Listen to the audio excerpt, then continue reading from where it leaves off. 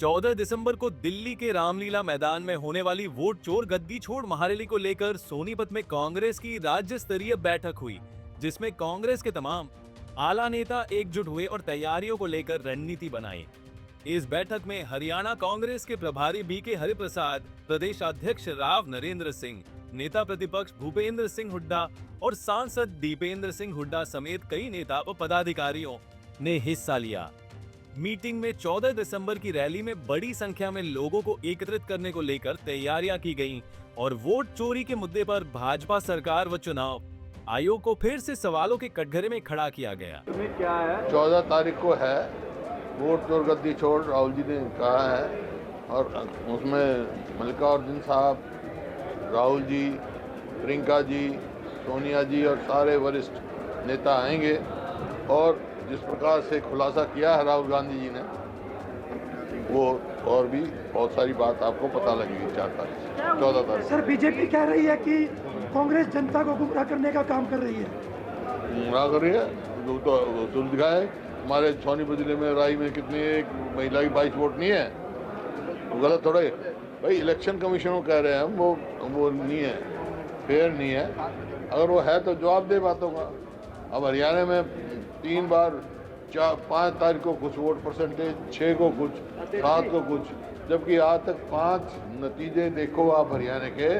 हरियाणा में उसी की सरकार बनी है जो पोस्टल बैलेट में जीता है।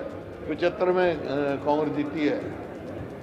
बीजेपी ये बात कह रही है कि जहाँ पर कांग्रेस जीतती है वहाँ पर वोट चोरी नहीं होती, जहाँ पर हार जाती तो वोट चोरी। कर्नाटक कहाँ पर है? कांग्रेस की सरकार है कर्नाटक में, बताया था हरिप्रसाद जी ने। कर्नाटक की तो बताई राहुल जी ने, सबसे पहले कर्नाटक से ही किया। वहीं इस बैठक में पहुंचे कांग्रेस सांसद दीपेंद्र सिंह हुड्डा ने भी वोट चोरी के मुद्दे पर भाजपा सरकार को जमकर घेरा।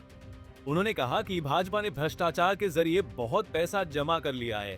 भाजपा के पास देश के तमाम पार्टियों के मुकाबले 5 गुना ज्यादा पैसा है, जिसका चुनावों में दुरुपयोग किया जाता है।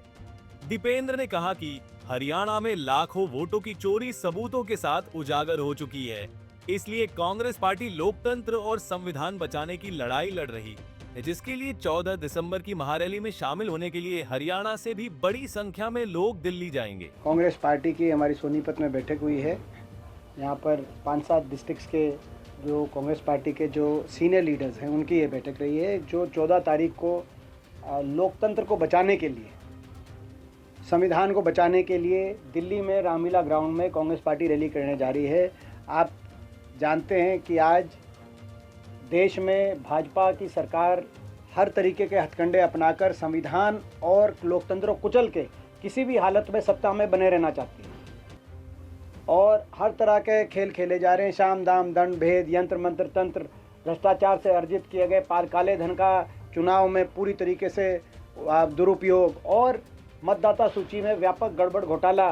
चुनाव आयोग डेट बदल देता है, हरियाणा में भी 2-3 डेट आगे पीछे हुई। हर तरह का जो कर सकते हैं संभव वो कर रहे हैं। उसके बावजूद हरियाणा के लोगों ने बहुत टक्कर दी, बराबर का फिर भी बराबर का मत प्रतिशत आया। मात्र 14,000 वोटों का फर्क था। तो ये एक मैं समझता हूँ कि ये जो छल से जन भावना को हरियाणा में चला गया और मैनेजमेंट और व्यवस्थाओं से सरकार बनाई गई। आज इस बात को लेकर लड़ाई है, लोकतंत्र बचाने की लड़ाई है।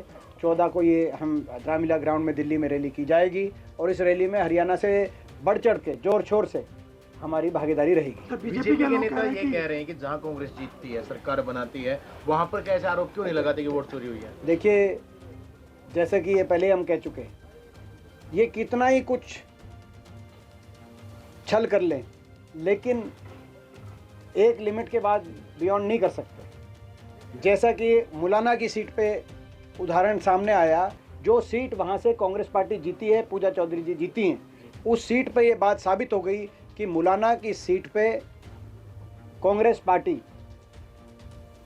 के साथ छल हुआ था और बहुत सी ऐसी वोट थी और ज़्यादा मार्जिन बढ़ता हमारी जीत तो है, वहाँ से जीती है कांग्रेस पार्टी, लेकिन हमारी जीत का मार्जिन और बड़ा उतना होना था क्योंकि कई ऐसी वोट पाई गई जो कि जिन पे प्रश्न चिन्ह लगे। तो ये जो हमारा जो प्रश्न है वो इस संदर्भ में सारी की सारी, हम नहीं कह रहे, कोई नहीं कह रहा कि सारी की सारी वो, मगर हर सीट पर कुछ प्रतिशत प्रभाव चुनाव आयोग से मिली भगत करके मतदाताओं में मतों में किसी न किसी रूप से कुछ ना कुछ प्रभाव डाला जाता है, जिसकी वजह से लेवल प्लेइंग फील्ड नहीं रही देश में। लेवल प्लेइंग फील्ड एक बहुत बड़ी चीज़ है, समान अवसर, हर पार्टी को समान अवसर। अब भाजपा का जो बैंक बैलेंस आया है, सार्वजनिक किया गया है, वो बाकी देश की सारी तमाम पार्टियों से 500 गुना है।